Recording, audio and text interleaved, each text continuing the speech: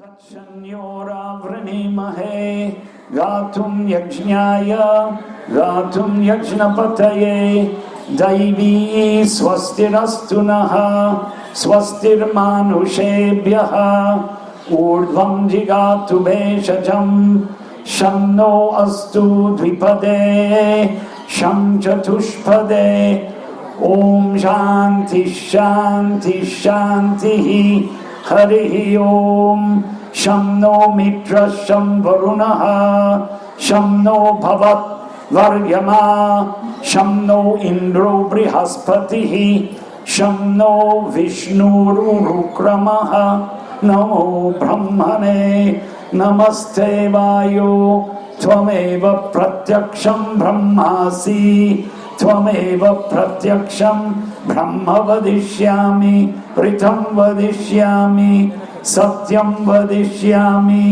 तं मावतु तं वक्तारम् अवतु अवतु माम् अवतु वक्तारम् ओम शांति शांति शांतिः हरिः ओम सहना भवतु सहनौ भुनक्तु सह वीर्यं करवावहै तेजस्विनावधीतमस्तु मा विद्विषावहै ओम शांति शांति शांतिः हरिः ओम ओम पूर्णमदः पूर्णमिदं पूर्णात् पूर्णमुदच्यते पूर्णस्य पूर्णमादाय पूर्णमेवावशिष्यते नमो ब्रह्मण्य देवाय गो ब्राह्मण हिताय च जगत् हिताय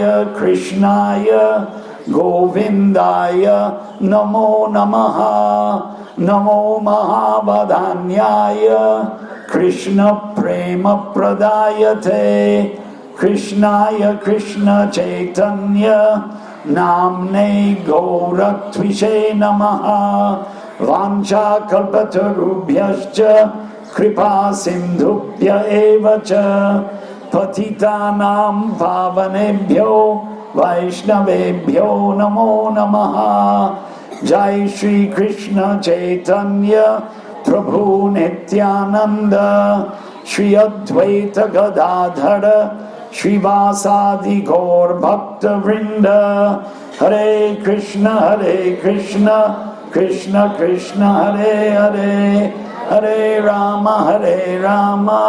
राम राम हरे हरे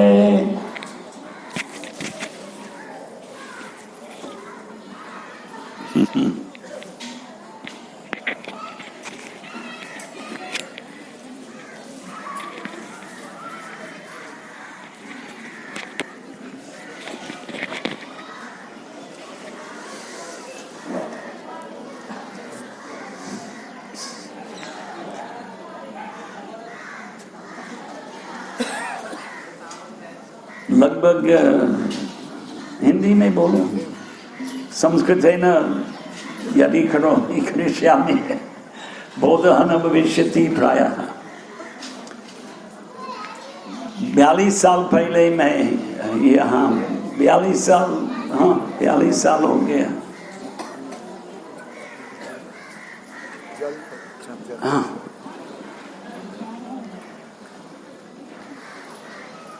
उसी काल में प्रभुपाद जी महाराज का कार्यक्रम 10 साल पहले हुआ। तो कहने का तात्पर्य है प्रभुपाद यहाँ 52 साल पहले आया। तो 52 साल पहले का सूरत और आज का सूरत में बहुत परिवर्तन हो गया।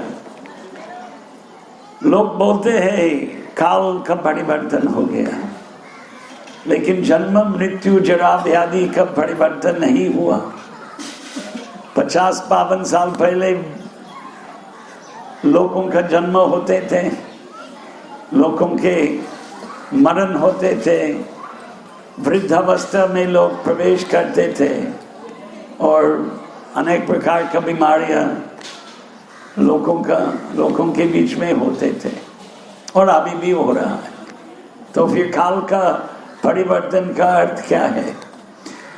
कलयुग में लोगों की रुचि धर्म में कम हो गया।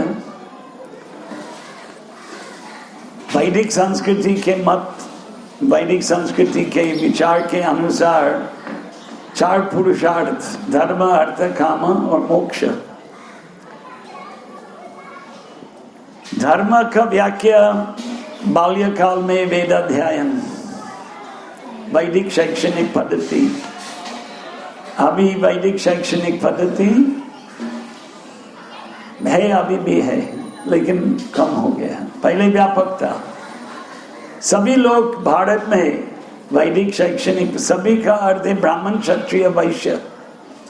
शूद्र के लिए वैदिक शैक्षणिक पद्धति नहीं था, और ज्यादा से ज्यादा जनसंख्या शूद्र ही है, श्रमिक। परिचर्यात्मकम कर्म शूद्रश्चापि स्वभावजम्, कृष्ण भगवान अर्जुन को गीता में कहा कि शूद्र का कार्य दूसरे का सेवा। किंकर आईनंद तनुज किंकरम पतितम माम विषमे भवाम्बुधो। चैतन्य महाप्रभु का शिक्षास्त्र कम, कितने लोग कंठस्थ कर किया शिक्षास्त्र कम? ओ, काफी अच्छा संख्या है। किंकर किम कर्तव्य, किंग किम कर्तव्य कर, किम कर, क्या करे? स्वामी को बोलते हैं स्वामी, मलिक। आजकल मलिक तो उर्दू शब्द, अरबी शब्द। पहले स्वामी, गृह स्वामिनी, दुकान के स्वामी, व्यापार के स्वामी। अभी स्वामी शब्द गया, अभी उर्दू शब्द और अंग्रेजी शब्द बॉस। एक गुरु भाई है, और जब भी मेरे को देखते हैं बॉस क्या चलते हैं, महामन प्रभु। बोली भाषा, बोली भाषा। आई नंद तनुज, हे कृष्ण मैं आपका सेवक हूं। किंकरम पतितम माम, मैं पतित हूं। अच्छा, वर्णाश्रम धर्म सनातन धर्म का दूसरा नाम है। और परिचर्या, परि दूसरा, चर्या अनुगमन दूसरा का सेवा। हे प्रभु, मेरा प्रभु शब्द भी है। क्या काम है मेरे लिए आज? किंकर।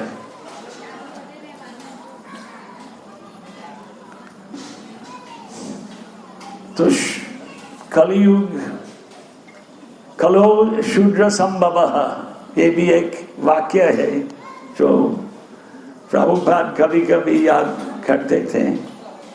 कलयुग में सब शूद्र है, दूसरा का सेवा। नौकर, हमारे बच्चे लोग नौकरी में लगे हुए हैं,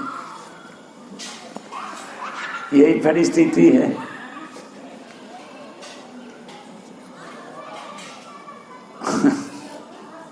अनेक दृष्टांत है। मैं अकेला रहता हूँ, मेरा बेटी मेरा बेटा दूर रहते हैं। मेरा बेटा अहमदाबाद में है, मेरा बेटा बॉम्बे में है, मेरा बेटा विदेश में है, माँ बाप के निकट में। नौकरी के लिए आधुनिक परिस्थिति वही है। प्रभुपाद महाराज जब विदेश के, तो उन्होंने बोला मैं इन लोगों को ब्राह्मण बनाऊंगा। ब्राह्मण कैसे बन सकते हैं? यही सिद्धांत प्रभुपाद जी महाराज और उन्हीं के गुरु जी ने ग्रहण किया कि ब्राह्मण दीक्षा के द्वारा बना सकते हैं। यथा कांचनताम याति शब्द का प्रमाण के रूप में एक श्लोक पांचरात्रि का शास्त्र से, चैतन्य चरितामृत के तात्पर्य में दीक्षा के द्वारा जिनका जन्म ब्राह्मण क्षत्रिय शूद्र के वैश्य के परिवार में नहीं हुआ तो यज्ञोपवीत संस्कार दे सकते हैं। प्रभुपाद नारियों को नहीं दिया, लेकिन निम्न जाति के लोग उनको दिया। ब्राह्मण क्षत्रिय वैश्य का परंपरागत पद्धति है कि यज्ञोपवीत संस्कार होते हैं। यज्ञोपवीत संस्कार का नाम भी भूल गया, जनेऊ बोलते हैं उत्तर भारत में। और अभी वो एक सामाजिक प्रसंग बना दिया, सबको खिलाओ और सगा संबंधी और मित्रों मंडल को दिखलाओ कि हमारा कितना ऐश्वर्य है। 3 मिठाई 5 मिठाई।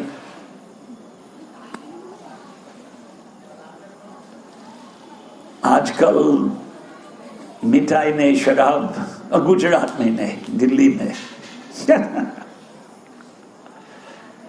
कलयुग नहीं, वो विवाह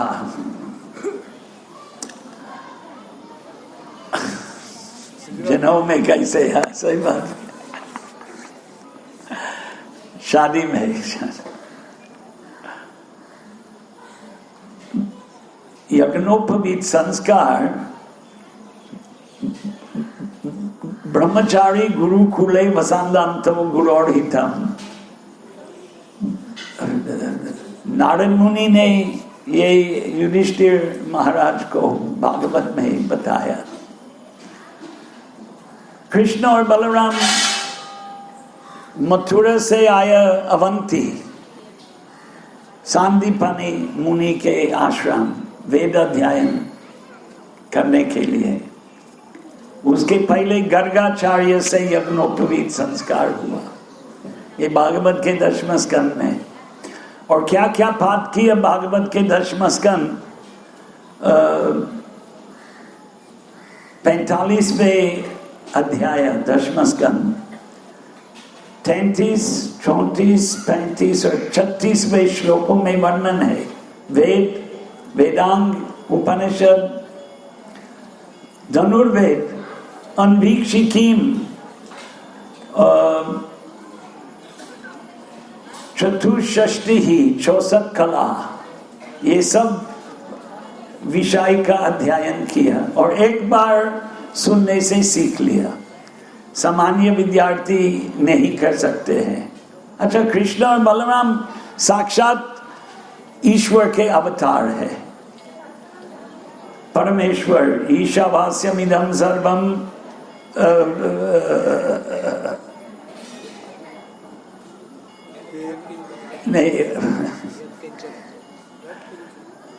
नहीं नहीं, ईश्वर परम कृष्ण सच्चिदानंद विग्रह अनादिरादि गोविंद सर्व कारण कारणम, सर्व कारण कारणम अनादि पुरुष अद्वैतम अच्युतम अनादिम अनंत रूपम आद्यम पुराण पुरुषम नवयौवनम च। ऐसे भगवान अध्ययन पाठ करना, पाठशाला में जाकर सीखना कोई आवश्यकता नहीं है, लेकिन मानव समाज को दृष्टांत करने के लिए उन्होंने ऐसे किया। वो दृष्टांत भूल चुके हैं, अभी 5000 साल बीत गया, काफी समय, लेकिन अभी चलते हैं, लेकिन राजा नहीं रहा। कृष्ण भगवान परित्राणाय साधूनाम विनाशाय च दुष्कृतम, अनेक असुर राजाओं का विनाश किया। शिशुपाल सिर काट डाला, वासुदेव पौंड्रक, लो खींचो मेरा सुदर्शन चक्र, तो खींच नहीं पाया, उनका सिर चले गया। मैं वासुदेव हूं पुकारते थे, वासुदेव पौंड्रक। अनेक दुष्ट राजाओं का संहार किया, विनाशाय च दुष्कृताम, या अर्जुन के द्वारा, पांडवों के द्वारा, घटोत्कच के द्वारा, राक्षसों के द्वारा, विनाशाय च दुष्कृताम। धर्म संस्थापनार्थाय, धर्म क्या है? इसलिए बाल्यकाल कौमारा आचरे प्राज्ञ, बाल्यकाल से वेदाध्ययन पद्धति से अध्ययन शिक्षण होना चाहिए, नहीं हो रहा है, दुख की बात है। प्रभुपाद वैदिक संस्कृति का पुनरुत्थान भारत में और विदेश में स्थापना दौड़ा दौड़ी किया वृद्धावस्था में 12 साल तक, और हम लोग उनसे प्रेरणा प्राप्त किया, और आप लोग हमसे प्रेरणा प्राप्त कर रहे हैं, और आप लोगों से अनेक लोग प्रेरित होकर यहाँ बैठा है, और इन लोगों से प्रेरित होकर प्रभुपाद ने यही कहा, मैं एक भारतीय हूँ। अगर यही संदेश अनेक भारतीय स्वीकार करके प्रचार करेंगे तो दुनिया में परिवर्तन ला सकते हैं, भारत में भी परिवर्तन लाना। प्रभुपाद गांधी जी को लिख दिया, उन्होंने राज्यपाल अपने जन्माष्टमी कार्यक्रम वृंदावन में बुलाया। हमारे सामने हैदराबाद में 6 मंत्रियों पर उनके प्रवचन था, 6 मंत्री इकट्ठा हो गया। आंध्र प्रदेश सरकार अभी अलग अलग कर दिया ना, तेलंगाना, आंध्र, वो टाइम में एक ही राज्य था। उनका विचार, गीता का विचार, यद यद आचरति श्रेष्ठः तद तद एवेतरो जनाः। अगर समाज के नायक कृष्ण भक्ति, वैदिक संस्कृति का शिक्षण प्रजा को देंगे तो मानव जीवन में सफलता प्राप्त होगा और समाज में शांति ला सकते हैं। और अगर कोई अधर्म हो तो शांति नहीं रहना चाहिए, हिंसात्मक प्रवृत्ति नहीं लगना चाहिए। पूरे गीता का उपदेश हिंसात्मक प्रवृत्ति को प्रेरणा देने के लिए है। पूरे गीता का उपदेश युद्धस्व मदनुस्मरण, युद्ध करो मेरा स्मरण करके करके, लेकिन युद्ध करो। और वही हुआ। महाभारत का कथा ऐसे है कि गीता सुनकर अर्जुन ने पहले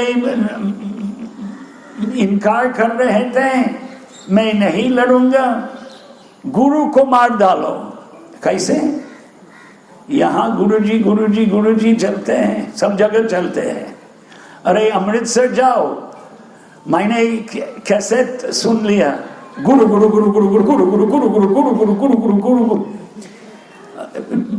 पंजाब में गुरु के पीछे पागल है ना पूरा देश में। लेकिन ये प्राचीन पद्धति है, ब्रह्मचारी गुरु कुले, भागवत में है। गुरु के पास जाकर शिक्षण लेना है। क्या शिक्षण? वैदिक ग्रंथों का शिक्षण। पर गुरु को कैसे मारो?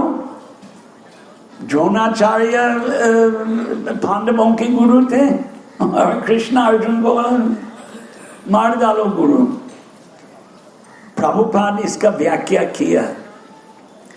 श्रीमद् चैतन्य चरितामृत मध्य लीला अध्याय 20 श्लोक संख्या 352 के व्याख्या में, अगर गुरु वैदिक शास्त्र के अनुसार नहीं बोलते हैं तो वो गुरु नहीं है और उनको सुनना नहीं चाहिए, लिखा हुआ है। अगर साधु वैदिक शास्त्र के अनुसार उपदेश नहीं दे रहे हैं तो वो साधु नहीं है। प्रभुपाद के तात्पर्य में भावार्थ, गुजराती भावार्थ। शास्त्र सबका केंद्र है, प्रभुपाद ने लिखा है। शास्त्र के आधार पर, बुक्स आर द बेसिस, पुस्तक ही हमारे आधार। यह शास्त्र विधि उत्सृज्य वर्तते कामकारतः, न सिद्धिम अवप्नोति न सुखम न परागतिम।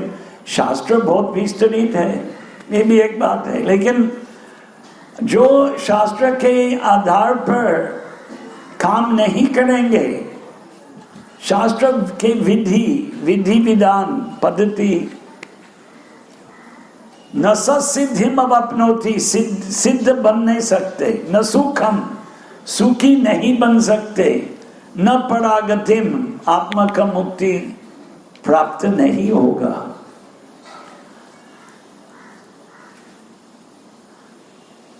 बनावटी धर्म बहुत है, बनावटी धर्म बहुत है। बुद्ध धर्म, वेद का निंदसी यज्ञ विदे है, जयदेव के 10 अवतार स्तोत्र, यज्ञ का विधान का खंडन किया।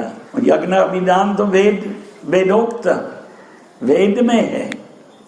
कृष्ण और सुदामा लकड़ी इकट्ठा करने गया और फंस गया, ये कहानी सब लोग पहले जानते थे। अभिमान में युवा वर्ग को यही सुनते नहीं कथा, अभी भागवत कथा।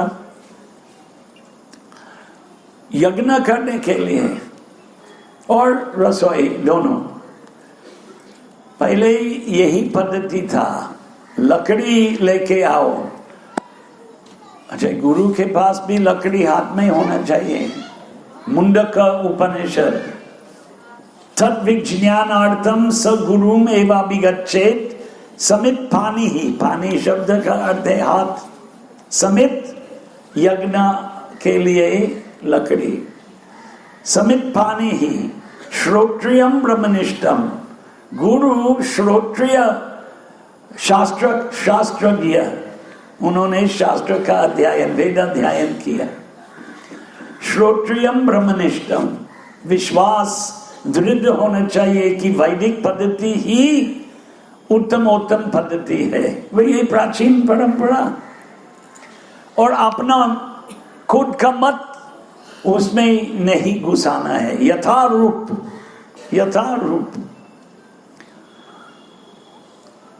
कृष्ण भगवान ने बोला, मैंने वर्णाश्रम चालू किया, चतुर्वर्णम माया सृष्टम। अगर कोई बोलेंगे कि वर्णाश्रम धर्म जाति व्यवस्था है, बहुत राजनीतिक लोग तो बहुत बोलते हैं, मार्क्सवादी, समाजवादी। वर्षों प्रभुपाद जी के जीवन काल में मैं दिल्ली चले गया, हैदराबाद में रह रहा था, हैदराबाद, और वीजा पर था, विदेशी नागरिक था, और वीजा का विस्तार के लिए इनकार किया। पुलिस इतना अनुकूल नहीं थे। दिल्ली चले गया, एक खत मिल गया हैदराबाद में एक मंत्री के लिए दिल्ली में। उसने दूसरे मंत्री के पास भेजा और वीजा का काम हो गया। लेकिन उसने वो मंत्री के पास जो गया, उसने एक कार्यक्रम का आयोजन किया दिल्ली में, जाति तोड़ो सम्मेलन। समाजवादी था। मोरारजी शासन के काल में मोरारजी देसाई प्रधानमंत्री थे। एक गुरु भाई था दिल्ली में, संयोगों से मैंने इनसे पूछा, आप आएंगे? वो भक्ति स्वरूप दामोदर महाराज, वो ब्रह्मचारी थे, संन्यास ग्रहण करने के पहले। हम दोनों गया, प्रधानमंत्री आया मोरारजी, उप प्रधानमंत्री जगजीवन राम भी आया, उद्घाटन कार्यक्रम। बाद में कोई लोग चिल्लाने लगा, जिंदाबाद जिंदाबाद, घबरा गया। फिर भक्ति स्वरूप दामोदर महाराज ब्रह्मचारी आश्रम के काम है, घबराओ मत, ये हिंदुस्तान के राजनीति ऐसे है, कुछ होने वाला नहीं है। कुछ नहीं हुआ, लेकिन 20-25 लोग उठ के चिल्लाने लगा। याद है 1977 का, कितना साल पहले, 45 साल होने आ गया, हो भी गया। तो कृष्ण बोलते हैं मैंने वर्णाश्रम का सृष्टि किया। तो जो बोलते हैं जाति छोड़ो, वो अभक्त है, भगवान के भक्त नहीं है। अगर तिलक लगाएंगे, चोटी रखेंगे और बोलते वर्णाश्रम तुम्हारा जीवन को बिगाड़ देंगे तो क्या भक्त है? और ये हो रहा है। इसलिए कलयुग ऐसे काल है, लोग आते हैं और सीखते हैं, लेकिन सभी शिक्षण मन में बैठते नहीं है। कैसे? विश्वास नहीं है। चतुर्विध भजन्ते माम जनाः सुकृतिनोर्जुना। हे अर्जुन, 4 प्रकार के लोग मेरे शरण में आते हैं। अर्थो जिज्ञासुर, अर्थार्थी, ज्ञानी च। एक आर्थिक विकास के लिए भगवान के पास आते हैं। हे भगवान, मुझे मदद करे, मैं गरीब हूं। कोई संकट में है, हे प्रभु मेरा संकट को दूर करे। और कोई जिज्ञासु, परम सत्य क्या है, भगवान के शरण में आते हैं। और ज्ञानी च, अर्थो जिज्ञासुर, अर्थार्थी, ज्ञानी च। ज्ञानी क्या है? कोई बता सकते? नहीं, मैं बताऊं? ज्ञानी वो है जिनके लंबद आदि है और बुद्धा है, वो ज्ञानी है। वो ज्ञानी है क्या? लेकिन ऐसे ही सोचते हैं लोग। और ऐसे चित्र भी गीता में, प्रभुपाद जी के काल में, लंबद आदि है, लंबा बाल है, वो ज्ञानी है। अच्छा, ज्ञानी वो है जो वेद अध्ययन किया, जो वैदिक शास्त्र का पारंगत है। जो कोई शास्त्र का पारंगत हमने देखा है, हजारों श्लोक कंठस्थ है, लेकिन निराकारवादी। तो वो ज्ञानी हम समझते नहीं, ज्ञानी वस्तुतः ज्ञानी नहीं है। एक दृष्टि से ज्ञानी है, वेद में श्रद्धा है। बुद्ध अनुयायी, जैन अनुयायी वेद में श्रद्धा नहीं है, इसलिए कंठस्थ नहीं करते वैदिक ग्रंथों के श्लोक। प्राचीन पद्धति है कंठस्थ करे। प्राचीन पद्धति गीता कंठस्थ करते थे, 700 श्लोक। कोई पूरा भागवत 18,000 श्लोक, रामायण 24,000 श्लोक। कोई था, मैं उनमें से नहीं हूं। ये आदर्श जो है और हकीकत क्या करे। दुख की बात है। चैतन्य महाप्रभु के लीला, मैं मूर्ख हूं। जब उन्होंने निराकारवादी सन्यासी काशी में मिला, तो इन्होंने ऐसे नम्रता का प्रदर्शन किया कि मेरे गुरु ने मेरे को बोला, तू मूर्ख है, काली भगवान का नाम ले लो। चैतन्य चरितामृत के व्याख्या में प्रभुपाद जी महाराज ने लिखा है कि गौड़ीय वैष्णव वेदांत का अध्ययन करना चाहिए। और हमारे वेदांत भाष्य बलदेव के द्वारा 300 साल पहले गोविंद भाष्य, वेदांत सूत्र क्या है?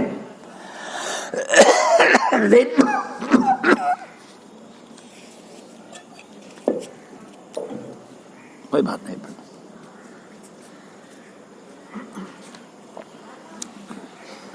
वेदांत सूत्र, वेदांत शब्द वेद के अंत, उपनिषद, और उपनिषद का सार, उपनिषद का सार सूत्र के रूप में वेदांत सूत्र। अथातो ब्रह्म जिज्ञासा, परम सत्य क्या है, वेद उपनिषदों में मिलते हैं, लेकिन उसका सार वो बुद्धिजीवियों के लिए है, लेकिन प्रभुपाद ने कहा उसका अध्ययन करना है। हम नहीं कर रहे हैं, ये हमारा दोष है। जिनका क्षमता है अवश्य ही गोविंद भाष्य का अध्ययन करना चाहिए। प्रभुपाद जी का गीता, बातों बातों गीता, उन्होंने किसको समर्पण किया? बलदेव विद्याभूषण, जो वेदांत सूत्र का गोविंद भाष्य आपने देख लिया होगा, उसका अध्ययन नहीं करना है। हम बुद्धू हैं, मैं भी आपके साथ हूं, लेकिन लक्ष्य है, एक लक्ष्य है वेदांत सूत्र का। संस्कृत भाषा जरूरी है। एक दृष्टि से अनुवाद किया नहीं किसी ने अभी तक। रामानुजाचार्य का वेदांत भाषा का अनुवाद उपलब्ध है। नहीं किया। गोविंद भाषा का अंग्रेजी अनुवाद, गुजराती बाकी है, शायद हिंदी भी बाकी है। एक बंगाली विद्वान 120 जैसे साल पहले 120 125 बलदेव का व्याख्या का अंग्रेजी अनुवाद किया। हरे कृष्ण। अगर हम नहीं कर सकते, हरे कृष्ण महामंत्र है, लेकिन आदर्श क्या है? वैदिक शैक्षणिक पद्धति, वेदांत अध्ययन, वर्णाश्रम धर्म का पालन, संस्कृत भाषा सीखना नहीं सीखना है, क्योंकि गीता का भाषा संस्कृत भाषा, महाभारत का भाषा, श्रीमद् भागवत का भाषा, दशम स्कंद का भाषा संस्कृत भाषा। दुर्भाग्य की बात है कि रुचि नहीं है संस्कृत सीखने के लिए। दुर्भाग्य की और क्या बोल सकते हैं? कृष्ण भगवान का सभी उपदेश संस्कृत भाषा, कृष्ण लीला संस्कृत भाषा, शब्द गोस्वामी के सारे ग्रंथ संस्कृत भाषा, बलदेव के व्याख्या विश्वनाथ चक्रवर्ती ठाकुर संसार संस्कृत भाषा, भक्ति विनोद ठाकुर ने भी कृष्ण संहिता संस्कृत भाषा लिखा था।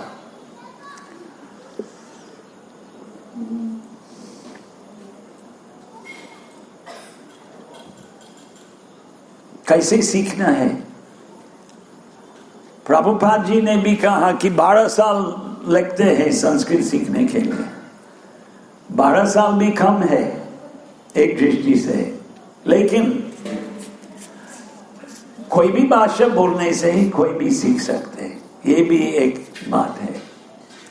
बोली भाषा था, बोली भाषा है, सामान्य जनता के बीच में नहीं है। विशेष 2 प्रकार के लोग संस्कृत भाषा का प्रयोग करते हैं, एक विद्वान जो वैदिक शैक्षणिक पद्धति में अध्ययन किया, और दूसरे अनुरागी जिनके उत्साह है संस्कृत सीखने के लिए। विशेष विद्वत पांडित्य नहीं है, लेकिन रुचि है, तो लाखों के लोग बोलते हैं। लेकिन हम चलो किसी न किसी प्रकार से प्रेरणा, प्रभुपाद सीखने के लिए छोटे बच्चे को देवनागरी लिपि चित्र है ना, जैसे प्रभुपाद भजन मृदंग बजाते थे, हारमोनियम बजाते थे, अनेक भजन का है ना अभी भी प्रतिकृति, रिकॉर्डिंग प्रतिकृति अनेक है। प्रेरणा दिया अनेक लोगों को अनेक देश में, लेकिन कलयुग की वजह से प्रचार करना इतना आसान नहीं, तभी भी हो रहा है।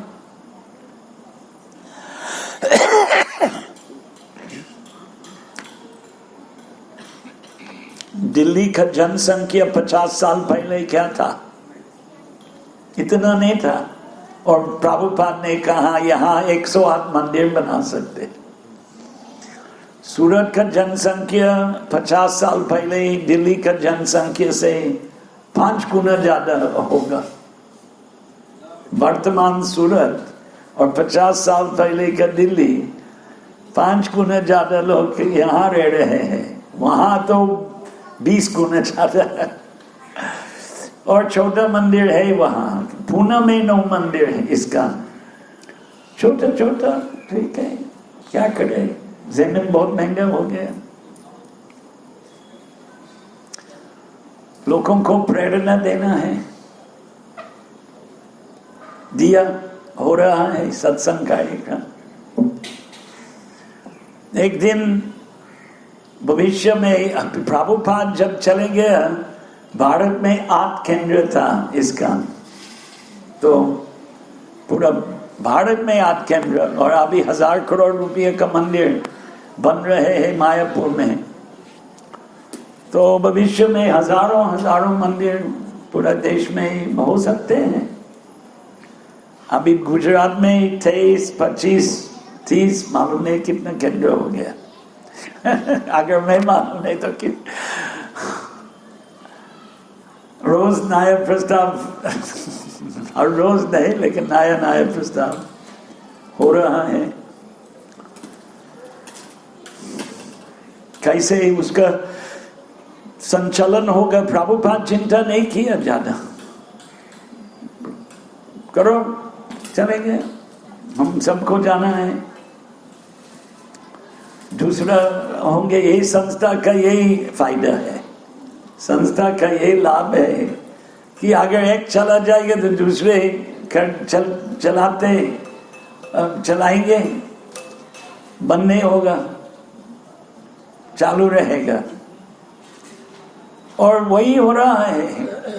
अगर आज यहाँ 100-200 लोग इकट्ठा हो गए, आप कल्पना कर सकते हैं यहाँ 550 भागवत का सेट संकलित पुस्तकों का वितरण हुआ, और बंगाल में 10 गुना 20 गुना ज्यादा। बंगाली भाषा, उसका खर्चा भी कम होगा, वहाँ सब सस्ता है ना, जरा सा सस्ता।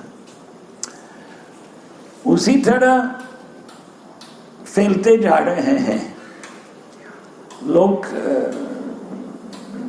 प्रभावित होते जा रहे हैं। इसलिए प्रभुपाद सकारात्मक भावना रखते थे। प्रचार प्रवृत्ति 10,000 साल तक चलते रहेंगे, फिर कलयुग के प्रभाव से बंद हो जाएगा। लेकिन 10,000 साल तक सनातन धर्म का प्रचार करने के लिए अवसर रहेगा। 10,000 साल कौन देखते रहेंगे? बहुत लोग बहुत पेढ़ी बीतते जाएंगे भविष्य में, और आशा है काफी लोग भगवान का स्मरण करके भगवान के परम धाम भी पहुंच जाएंगे। और अगर नहीं तो इंद्र स्वर्ग। एक पत्र व्यवहार किया प्रभुपाद ने, उनके एक दिवंगत शिष्य को लिख दिया कि अगर आपके कोई भौतिक भोगों की इच्छा थे तो आप इंद्र स्वर्ग चला जाएगा, लेकिन मुझे मालूम है आपका कोई भोगने का इच्छा नहीं रहा, आप भगवान के धाम पर पहुंच गया। ऐसे पत्र है। प्रभुपाद के पहले एक चले गया, जयानंद, आपने सुना होगा। तो एक आदर्श भक्त अगर था तो कितने आदर्श भक्त हम समझ नहीं सकते, हम गिन नहीं सकते। अभी एक भक्त मिला मंदिर में, मेरे को महाराज से दीक्षा लेना है। वो महाराज दीक्षा नहीं देते हैं, मैंने नहीं बोला महाराज को दीक्षा बंद करो, आपने आप इनकार किया, दूसरे महाराज से ले लो। तो वो थोड़ा दुखी हो गया लगते हैं। तो प्रभुपाद ने भागवत के तात्पर्य में लिखा है कि मेरे गुरु भाई और मैं साथ में काम नहीं कर रहे हैं, लेकिन वो भी हजारों शिष्य बना रहे हैं, हम भी हजारों शिष्य बना रहे हैं, हम दोनों यही कृष्ण भावना आंदोलन को फैला रहे हैं। उसी तरह यही विशाल विचार था प्रभुपाद महाराज का। आपके उत्तराधिकारी कौन रहेगा, ऐसे लोग ने इनसे पूछा। खास करके संवाददाता जो प्रभुपाद मिलते रहते थे, तो उन्होंने बोला मेरा सब शिष्य मेरा उत्तराधिकारी का काम करेंगे। कहने का तात्पर्य है कि जो कृष्ण भक्ति का प्रचार करते हैं प्रभुपाद जी का प्रतिनिधि है। कुछ औपचारिकता उसमें जरूरत नहीं है, औपचारिकता का जरूरत नहीं है। जाड़ी देके थाड़े कहा मंदिर के अध्यक्ष बनाओ, ऐसे उपदेश नहीं है। जाड़ी देके थाड़े कहा कृष्ण उपदेश, गीता का उपदेश सुनाओ दूसरे लोगों को। गीता का उपदेश क्या है? मन मना भव मद भक्तो, यही उपदेश है। जरूरी है मंदिर के अध्यक्ष, जरूरी है, नहीं तो अस्त व्यस्त परिस्थिति। कोई ना कोई गुजराती भाषा में खाना मामा न मामा से अच्छा है।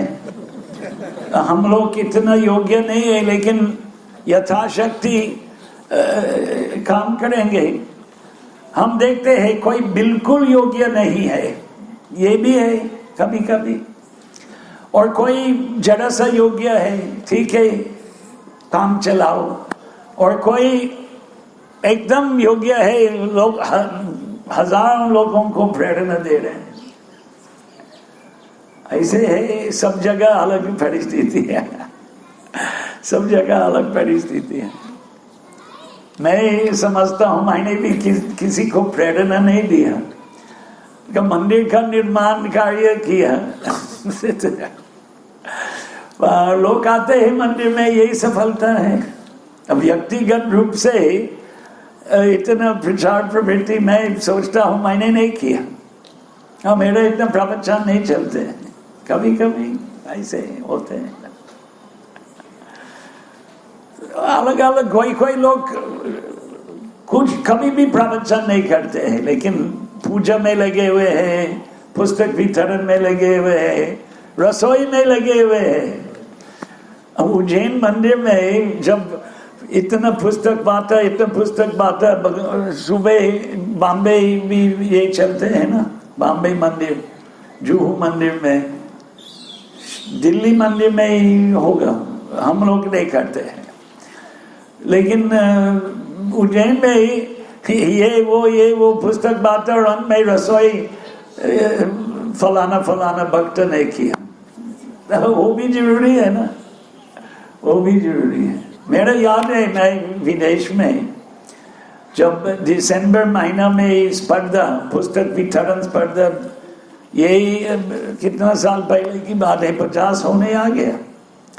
तो मैं भी, मेरा एक सेवा था रसोई, बट ब्राह्मण दीक्षा नहीं मिला, तो वो रसोई प्रभुपाद जी महाराज के चित्र के सामने रख के फिर एयरपोर्ट विमान स्थान में, विमान अड्डा में पुस्तक वितरण होते थे। काफी दूर था मंदिर से, तो पैक करके बेचते थे और सुबह से शाम तक पुस्तक वितरण वाले लोग प्रसाद वहां मिलते थे। हम सब जब मंदिर में प्रवेश किया, नम्र सेवा किया, अलग अलग प्रकार के, और हरिनाम संकीर्तन कभी कभी हम जाते थे। पुस्तक वितरण एयरपोर्ट में, विमान अड्डा में हम लोग भी करते थे। फिर बाद में आजीवन सदस्य बनाने के लिए हम घूमते थे। उसके पश्चात देखभाल चलते हैं। सबका कहानी अलग है। हनुमान कितना सेवा किया अभी भी याद आ रहे हैं, लेकिन अनेक वानर, अगर वाल्मीकि, अभी हम वाल्मीकि रामायण का पाठ करते हैं बड़ौदा में, और अनेक वानर युद्ध में लगे हुए थे। वो भी भगवान के भक्त थे, उनके नाम कोई नहीं जानते हैं। सेनापति का नाम है सुग्रीव, अंगद, और कौन कौन थे, कोई नाम है, जाम्बवान, द्विविद, हाँ, नल, केसरी, अनेक वानर सेनापति का नाम दिया है वाल्मीकि रामायण में, रामायण। लेकिन अनेक वानरों का नाम अज्ञात है, लेकिन वो भी भगवान के सेवक है। यादवों का भी अनेक यादुकुल सैकड़ों सदस्य थे, और उनका व्यक्तिगत नाम नहीं जानते हैं हम। और लिखा हुआ है कि भगवान ने आदेश दिया कि मेरा अवतार होने वाले हैं, तो देवताओं को बताओ कि मानव समाज में जन्म ले लो, मेरे सहायता करो, और उस उपदेश स्वीकार किया। तो ये हम लगे हुए हैं, हमारा नाम अगर परिचित हो न हो, उसमें क्या है? न धनम न जन्म न जन्म, अनुयायी का क्या आवश्यकता है? हमको भगवान का सेवा करना है।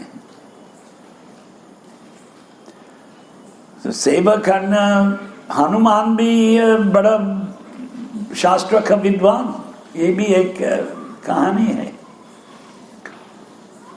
तो हमको शास्त्र सीखना चाहिए। प्रभुपाद जी का इच्छा था ना, भक्ति शास्त्री अनेक लोग ले रहे हैं अभी, भक्ति वैभव, भक्ति वेदांत, शास्त्र का अध्ययन करो।